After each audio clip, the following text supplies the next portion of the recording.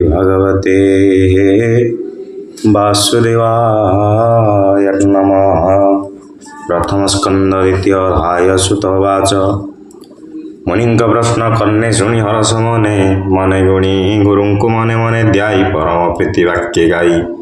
जीवर हिते कृत्य कृत्य हसी कहती मुनिसुत जेसु कैकांत गमन करिण देह कले शून्य पुत्र स्नेह मने धरि व्यास डाकंती उच्च करी पितार स्नेह रक्षार्थे उत्तर देले वृक्षपथे तांकु मोर नमस्कार जे हृद सर्व प्राणींकर जीवर परित्राण अर्थे करुणा बही जे उचिते अखिल वेदर जे सार जे अनुभव आपणार कहिले पुराणर सार तांकु मोर नमस्कार बाणीनर जे नारायण जे ग्रंथ संसार तारण उदित कले संसारे नमई तांक पୟରେ एवंते नमस्कार करी कहती मने मोद भई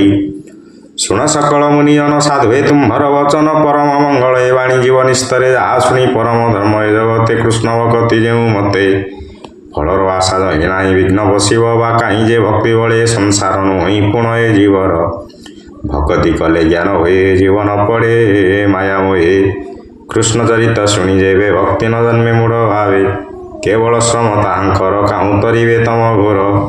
अर्थ संचित जेते नर केवल दुख ताहांकर अर्थे न पाई धर्म मुख्य से काम लोभटी प्रत्यक्ष इंद्रिय अर्थे प्रिय जेते लोभे भ्रमर काम अर्थे जावत जीवन धरई काम लोभरे सुख नाही जीवर तत्व जानिबारे किए ज्ञानी अच्छे संसारे तत्व विचारी ज्ञानी जेते ज्ञान कहती जगते केहू कहती ब्रह्म तत्व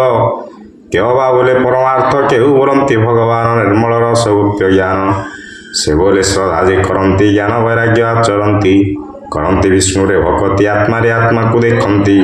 हरिचरणे भक्ति जात अज्ञाने न जाने जगत एणु ए अखिल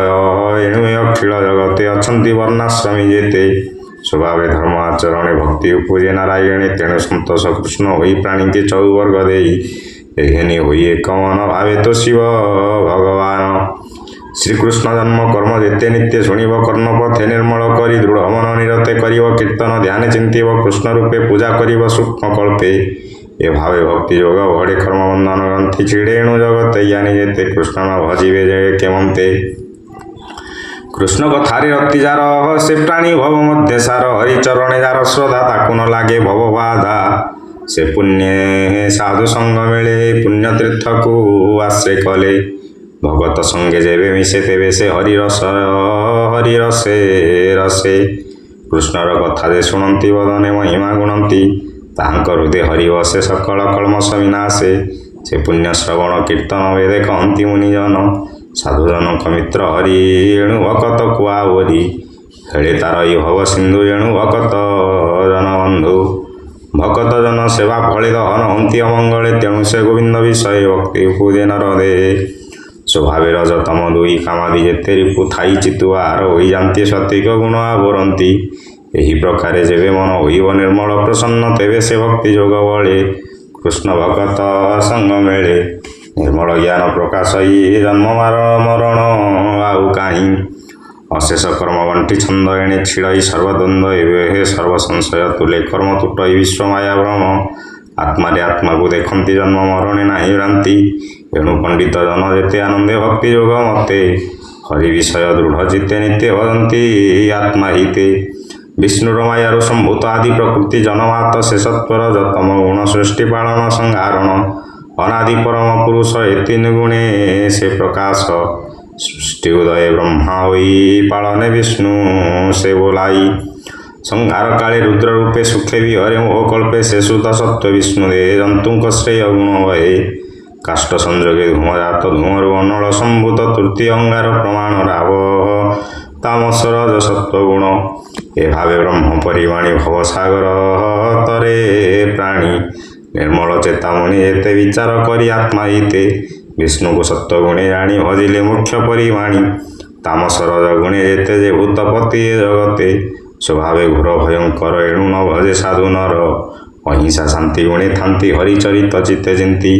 धन संपदे जार इच्छा से करे भूत प्रेत दीक्षा संसारे देव यज्ञ जेते जोग साधन क्रिया मते परम ज्ञान तप आदि कठोर जेते धर्म साधि सर्वगति नारायण एवं हो मुनिगणे शुण ए सर्वसिद्धि धर्म जेते करिब विष्णु प्रीति अर्थे तीन गुणे नारायण सृष्टि पालन संहारण एवं ते विश्वरूप धरे माया संसारे से भी हरे स्वभाव निर्गुण मुरारी खेल त्रिगुण आवरी सकल जीव मध्य थाई अज्ञाने जीवन जाणई अशेष महिमा जे धरे किबा उपमा देवा तारे से हरिचरण पंकज सुजन जन नित्य भज कहि दास जगन्नाथ गीत प्रबंदे भागवत यदि श्रीमद्भागवते महापुराणे परमहंस सहितायां प्रथम स्कंदेन विश्वपाख्याने द्वितीय